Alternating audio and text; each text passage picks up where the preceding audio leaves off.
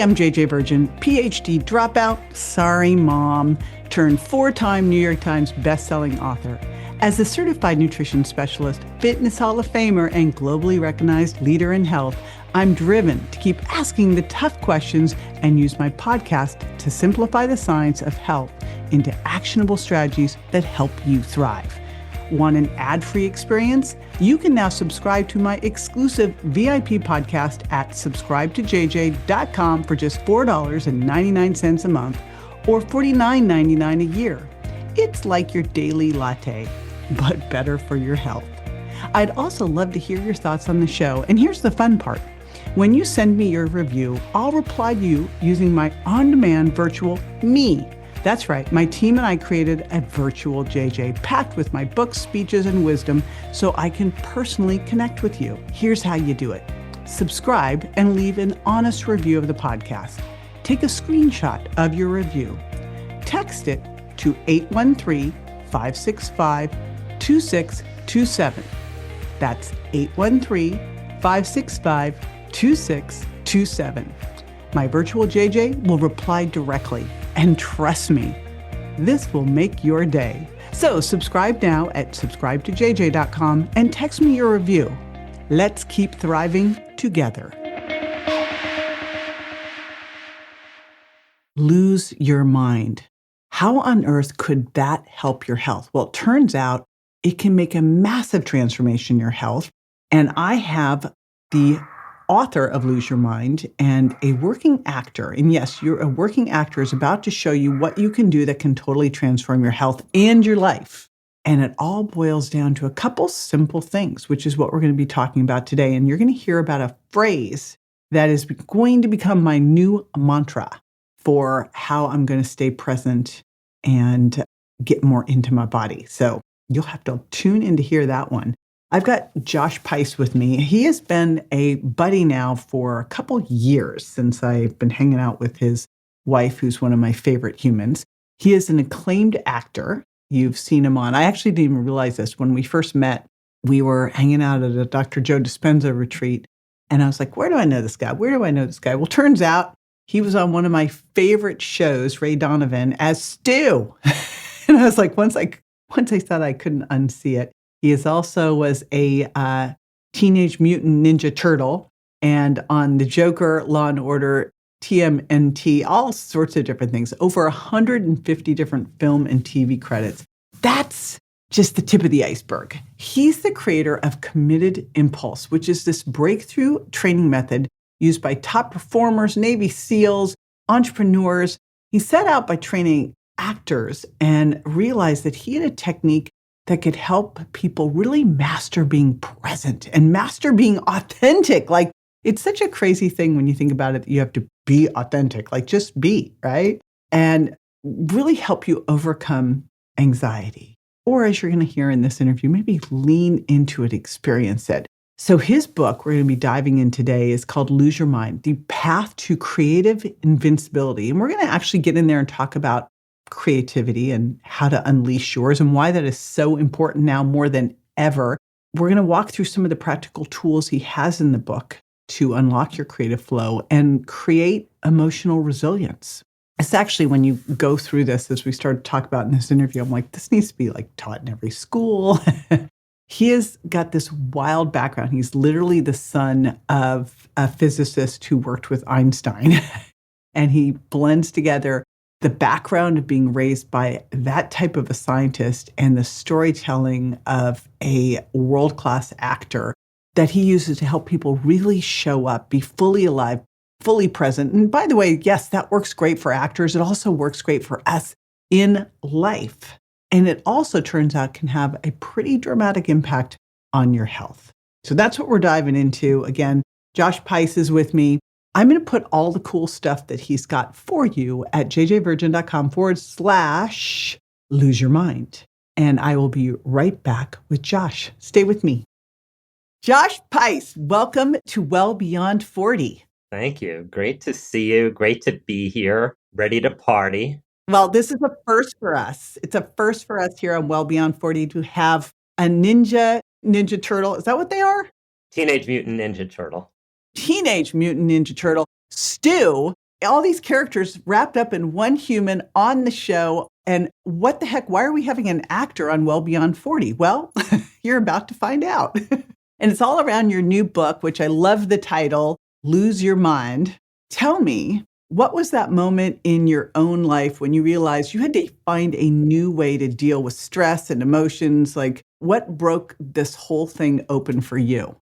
Well, I went to acting school. I did pretty well in acting school, came back to New York where I grew up, and I started auditioning, and it was disastrous because I was so filled with nervousness, anxiety, fear, which led to so much doubt. Can I do this? Am I making a big mistake?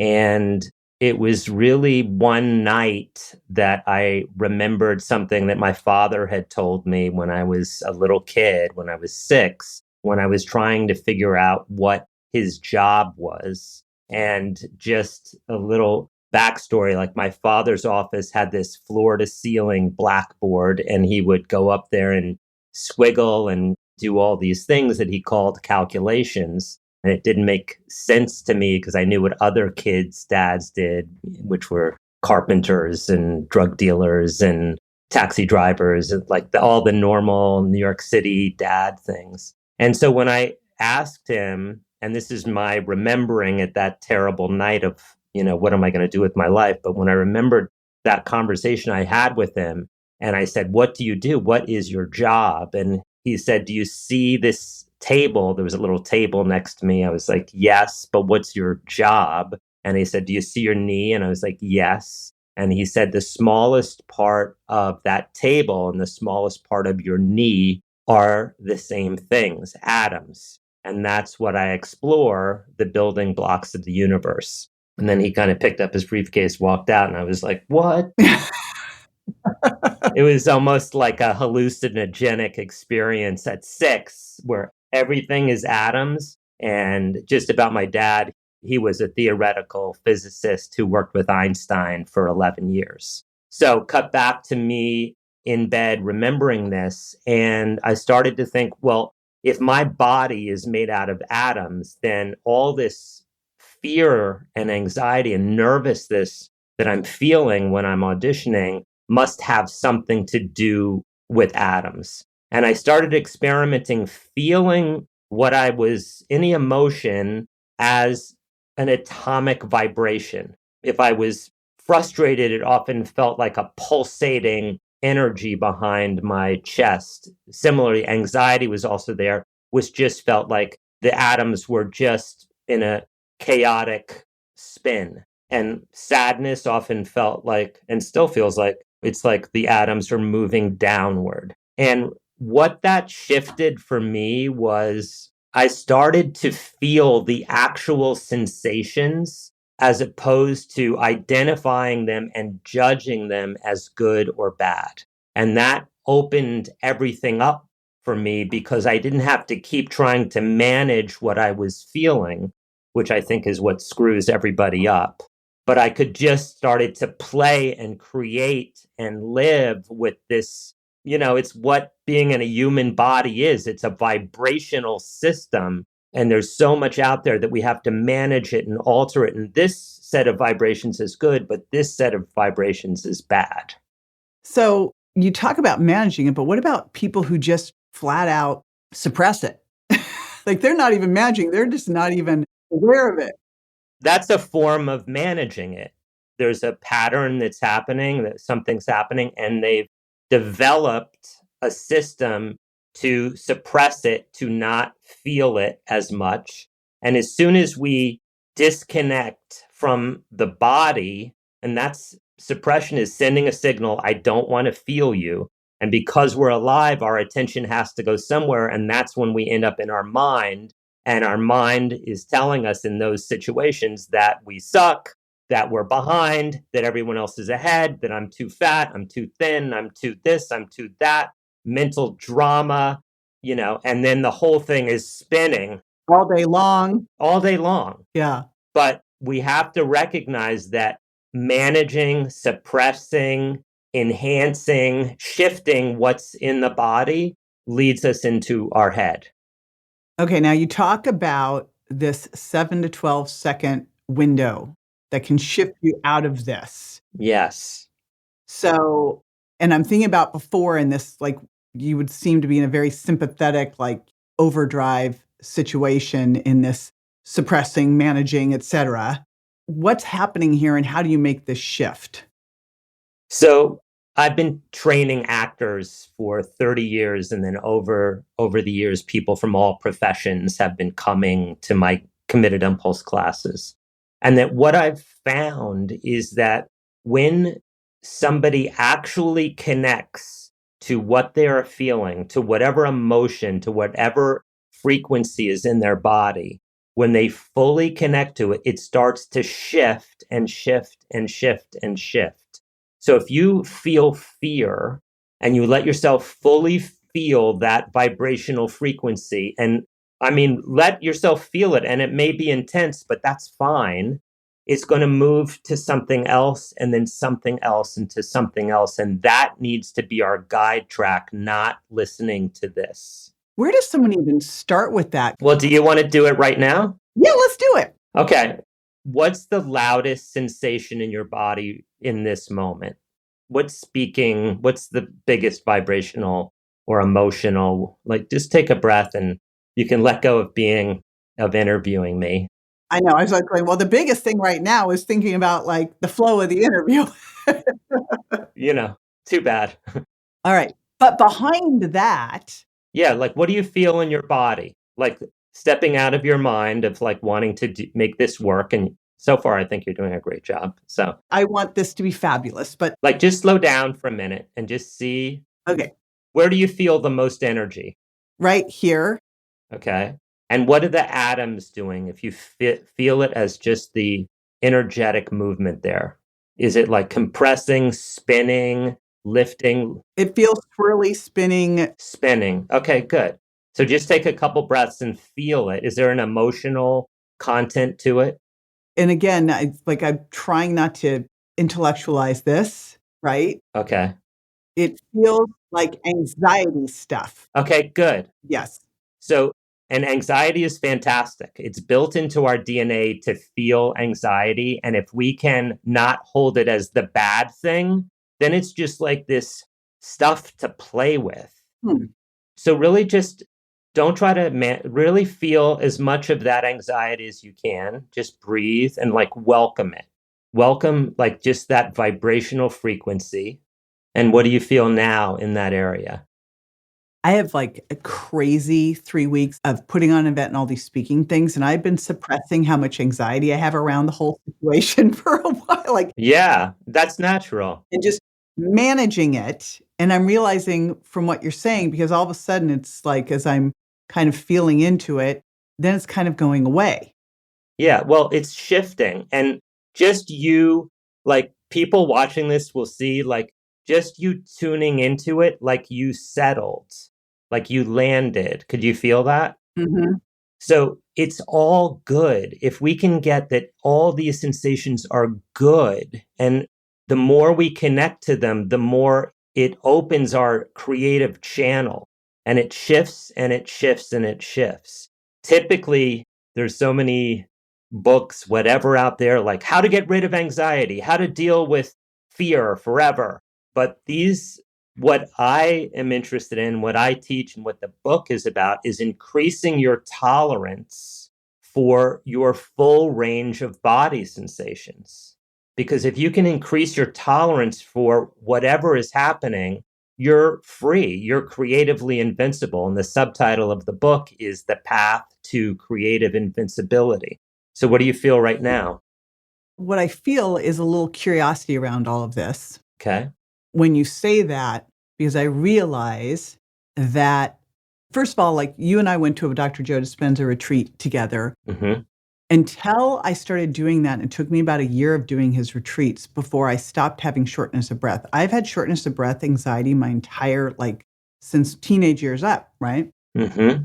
Trying to stuff it down, which the meditation I finally got through that, but I realized I think I might have just shifted it, not really addressed it. And what you're saying here is like opening up a whole new It's very different than that type of a thing Yes. in that you're not trying to manage it or teach your parasympathetic nervous system how to come on. Like, no, you're just saying lean into it's a whole different process. It's completely different, but it's, I think, the third chapter of my book, I talk about the greatest myth of our time. And I firmly believe this is the biggest myth of our time. And it's something that is so ingrained in us that we don't even see it. And that myth is that there are good sensations and bad sensations. And by that can be emotions, energetic patterns. But that's like walking through the forest and going, that's a good plant, that's a bad plant.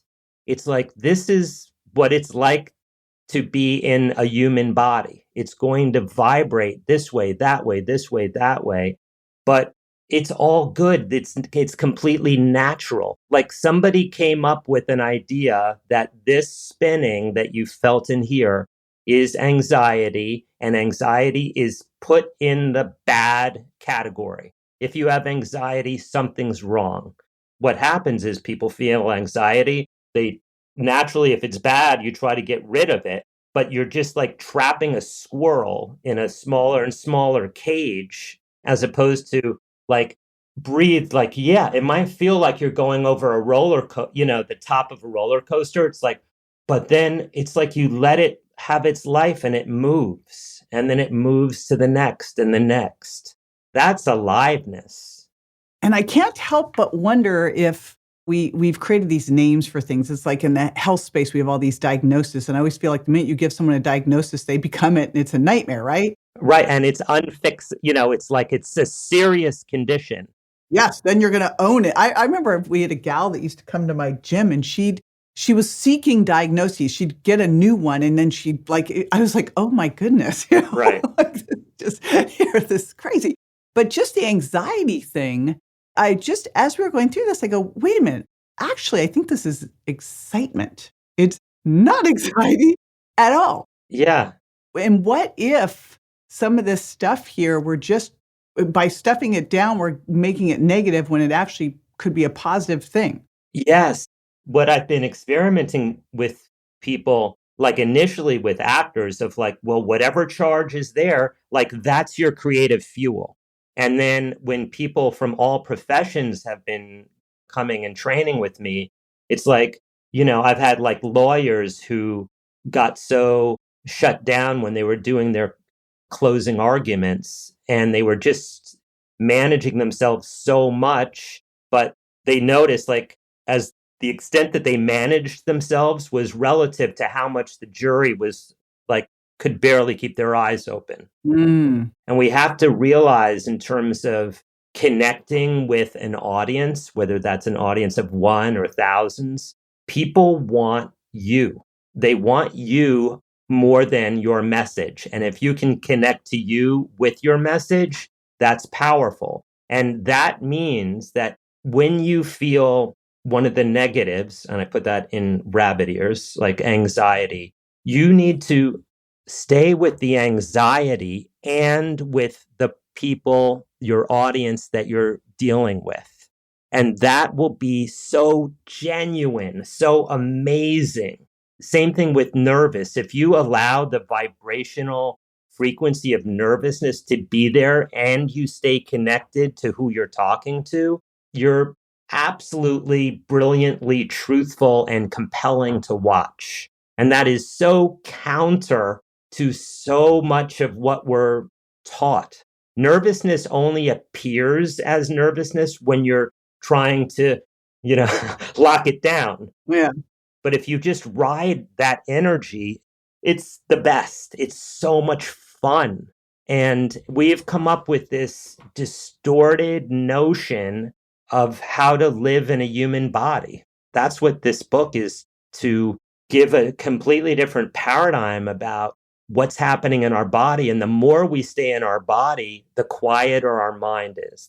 It's actually how to be authentic, really. Yes. Everyone talks about being authentic and they're like going to work on being, I go, wait a minute. Right. But the other side of it, from the health standpoint of it, I can't help but thinking, and maybe you've seen some of this, is someone who is shutting this down, keeping this, and especially women, like you're around a midlife woman, so Hmm. the perfectionist, our performance, all the stuff that we do in our head.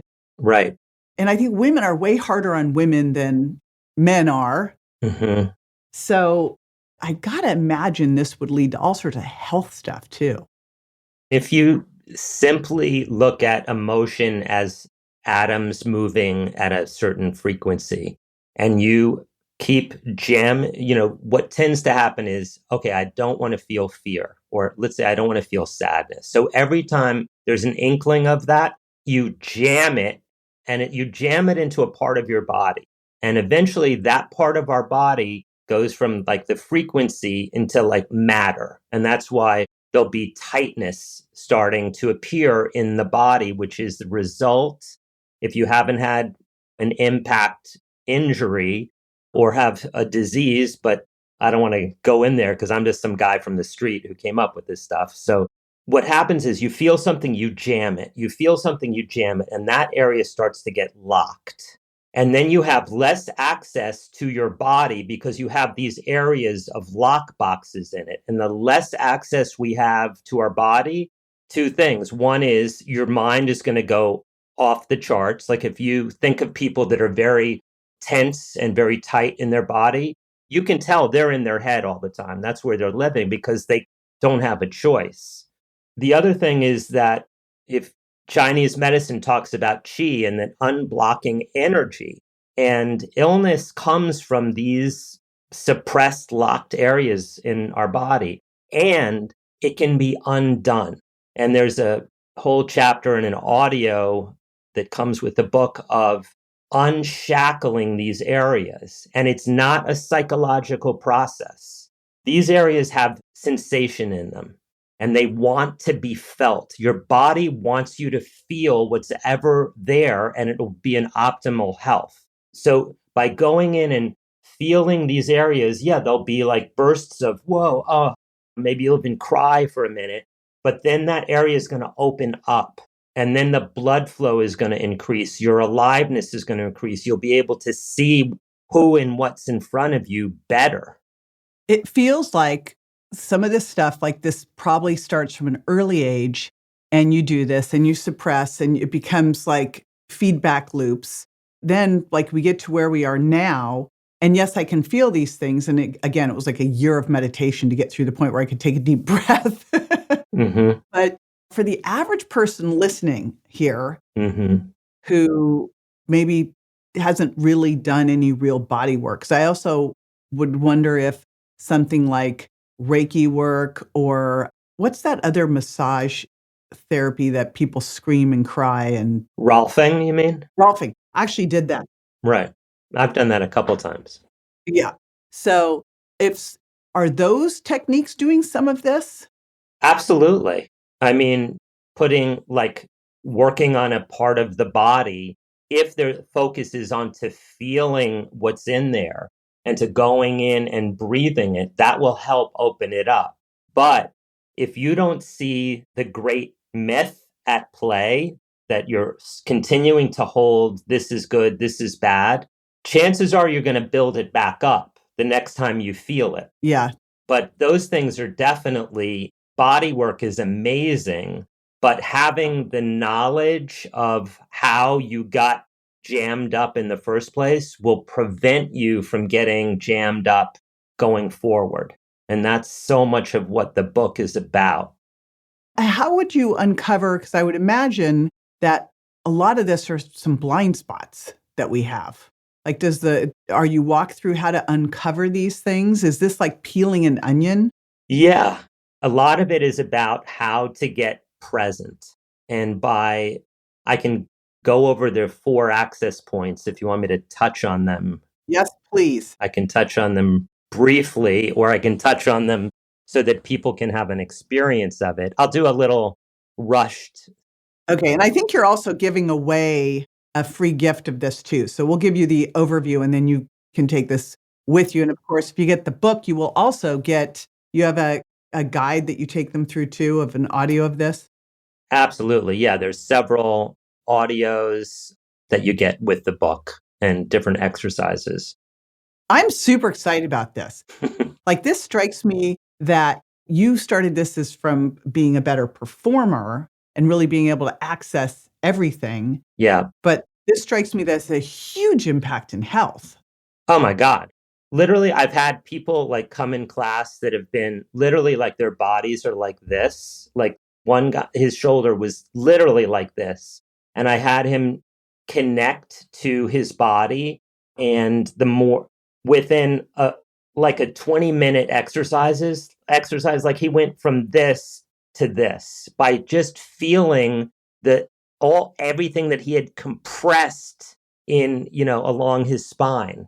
He'd compressed all this emotion and sensation.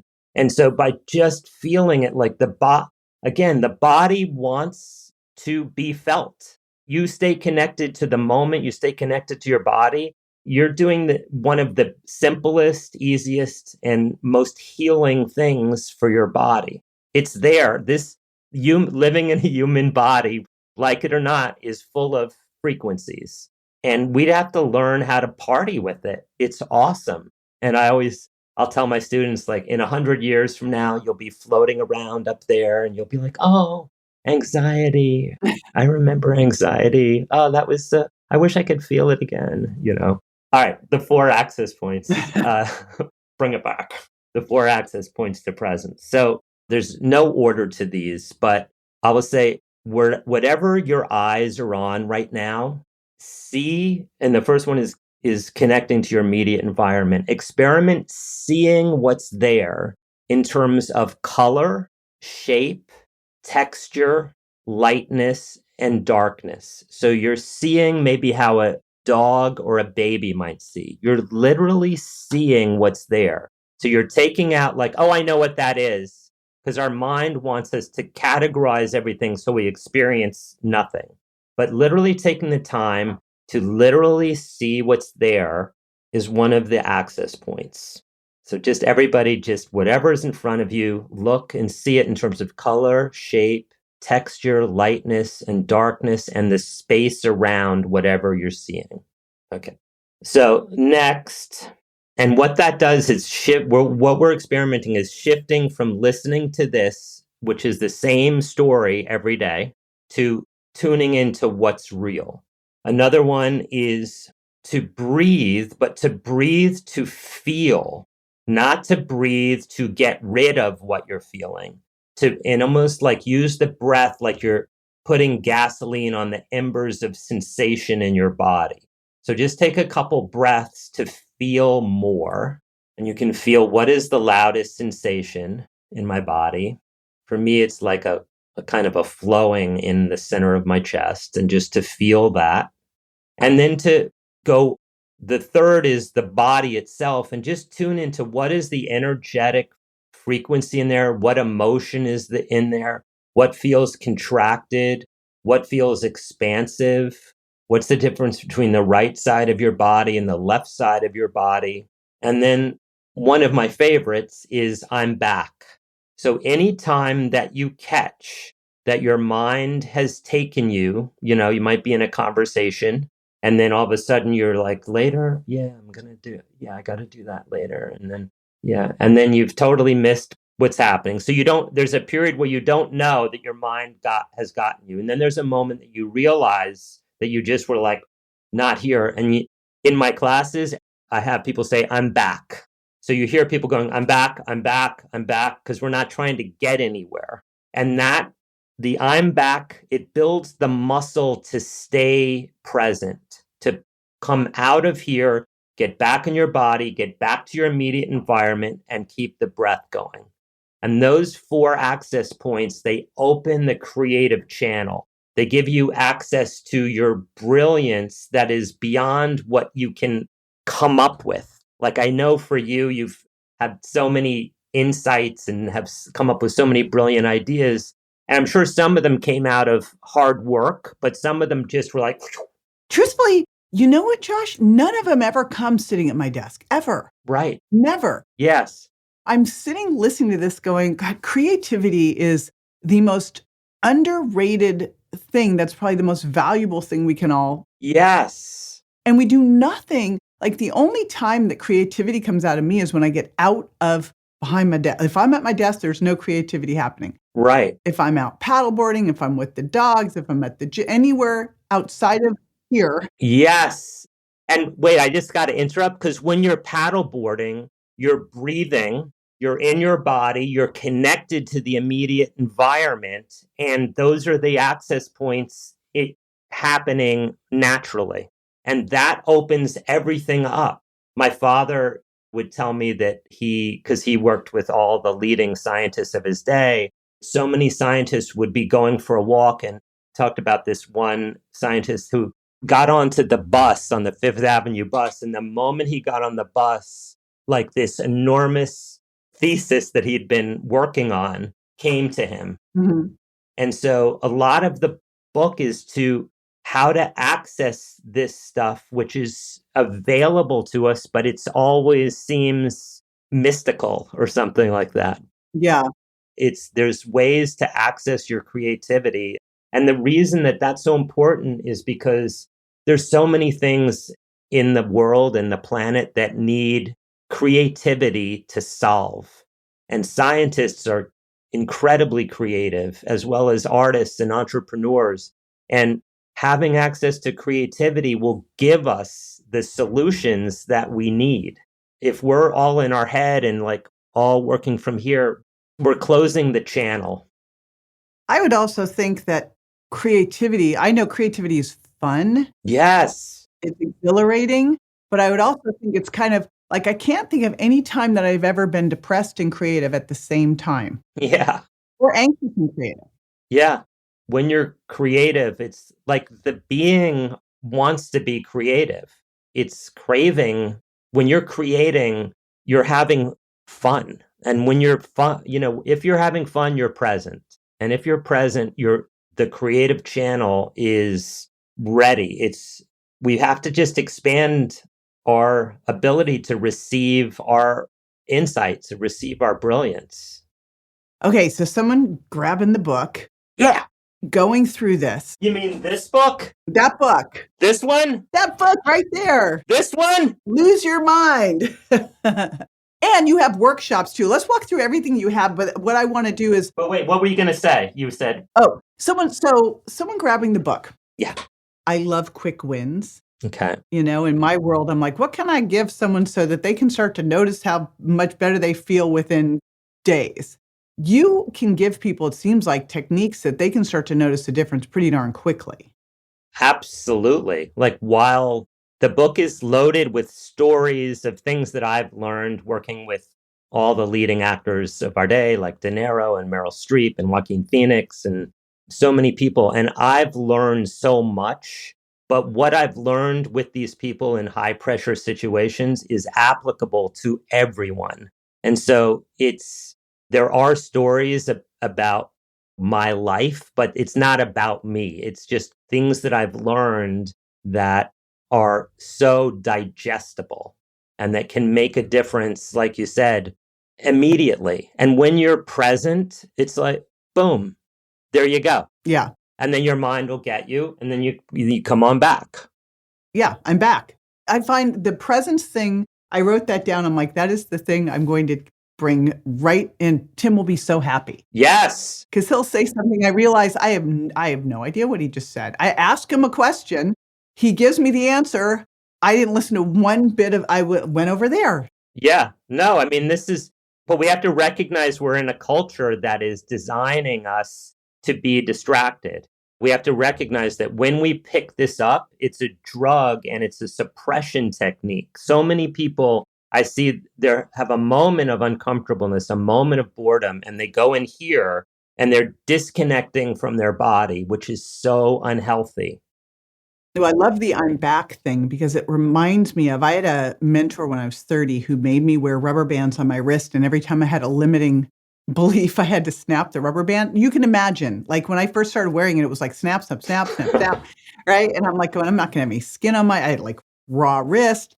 But it's interesting because 30 years later, if I hear someone with a limiting belief, and we all have an upper limits problem, but otherwise we'd all be like, doing everything amazing. But I catch myself all the time. It's like I have that rubber band on my wrist to this day. And I look at that, I'm back as a rubber band on my wrist. Like Yeah, that's so powerful. It's incredible. it's mighty. And from my point of view, we just want to completely step out of the paradigm of listening to this, even if it's going like, I'm great. I'm so great right now. I'm really, really great. First off, that's the seducer, and you're going to be like, really? Yeah. Except you have a few flaws, and here's a list. But I have this image, you're wearing a motorcycle helmet with speakers that are going like, oh, I'm not so good. And you're going like, oh, I've got to fix myself. I am good. And it's literally take the helmet off completely and put it in the closet. Like step out of this, lose your mind, get rid of it. And then you have access to something so rich. My son coming out of this traumatic brain injury, it's like, there's voices in my head. I go, honey, we all have voices in our head. He thought this was, something from the brain injury. I go, nope, that's just all of us. Yeah. Just got to quiet that one down, Yeah, or I wouldn't say it's even quieting it. It's turning up this other stuff. You want to shift the volume of what we're listening to. The more we feel our body, the more connected we are to what's in front of us. We're just not in here. This is never going to stop, and it's not worth trying to improve it, the chatter. So for the person listening. Yes. Hi, person. Hi, person listening. Hi, person. People. But we're talking to just that one person, but we know there's more. You're grabbing the book. We'll put everything in the show notes. And you're giving everyone the 4 steps that they can go deeper in. So you'll get that at jjvirgin.com/lose your mind. There we'll also have all the information on the book and how to get the bonuses, including that training. Yes. The person listening, like the thing, they've heard this. I know I'm taking them back, but the thing they could take with them right now that they walk away from this podcast and they do one thing, what would that one shift be for them? To increase their tolerance for what they feel right now, to experiment, not shutting it down, and you're opening up yourself to having incredible aliveness. It's all good. Welcome what you feel right now, and your whole life will blossom. It's that simple. It's that simple. And it's just, we've gone askew with what we're feeling, what it is to be in a human body is somehow wrong. And that's just, I don't know quite how we got there. I mean, I have some thoughts about it, but it's not worth going into. But it's like, it's all good. Nothing's bad. And sometimes the vibration's going to increase, and sometimes it's going to be very subtle. And we just need to welcome it and play. It's all about playing and having fun, ultimately. I will tell you one final thing. I used to ask when I work with people one-on-one, part of what I would do in my health history was ask them what they do for fun. And especially the women, they'd look at me like, huh? Right. I go to my kid's soccer game. I'm like, yeah, that hard no, that doesn't count, Right. So the fact that you're leaning into fun, play, creativity, feeling these feelings without judging them. Yeah. It's just their feeling. And if you are judging them, that's just your mind. And you say, I'm back, and return to the body. I'm back. It's going to be my mantra. Your mind may not like my book, but your being will love it. Thank you for getting it. All right. Lose Your Mind with Josh Pais. Yes. Thank you so much. You're so great. Thank you, JJ. You're awesome. Oh, you're the best. Okay, I'm putting it at jjvirgin.com/lose your mind. One more time, reminding everybody, lose your mind and let me know. Guess you don't want to find it again, right? You want to find your body. No, lose it and have a party. Leave it. I'm back. All right. So literally that is the mantra that I'm going to be using, because as I was sharing, I will ask my husband a question and then realize he has answered me. And I don't know where I went, but I wasn't present. And presence has been something that has been a struggle and effort for me my entire life. That and stuffing everything down so that I feel like I can't breathe and I'm anxious. So this kind of was a therapy session for me, as some of these things tend to be. But I love things that you can immediately put into action. So think about what you can grab from this session. And then, of course, grab the book, jjvirgin.com/lose your mind. You'll hear about the cool gift you get and also the book bonus page. So when you grab the book, you can get all sorts of great resources too. And I will see you in the next show. All right. Be sure to join me next time for more tools, tips, and techniques you can use to look and feel your best and be built to last. Would you prefer an ad-free experience? Join my VIP podcast at subscribetojj.com for just $4.99 a month or $49.99 a year to unlock uninterrupted ad-free access to all the episodes and insights you love. Also, I'd love to connect with you and hear your thoughts on the podcast. Here's how. First, subscribe to the podcast and leave an honest review. Second, take a screenshot of your review. And third, text it to 813-565-2627. That's 813-565-2627. When you do, I'll reply using my brand new Virtual JJ. It's my on-demand virtual self built from my books, talks, and years of experience so I can interact with you directly. You'll make my day, and I can't wait to hear from you. Thanks for tuning in, and I'll catch you on the next episode. Hey, JJ here, and just a reminder that the Well Beyond 40 podcast offers health, wellness, fitness, and nutritional information that's designed for educational and entertainment purposes only. You should not rely on this information as a substitute for, nor does it replace professional medical advice, diagnosis, or treatment. If you have any concerns or questions about your health, you should always consult with a physician or other healthcare professional. Make sure that you do not disregard, avoid, or delay obtaining medical or health-related advice from your healthcare professional because of something you may have heard on the show or read in our show notes. The use of any information provided on the show is solely at your own risk.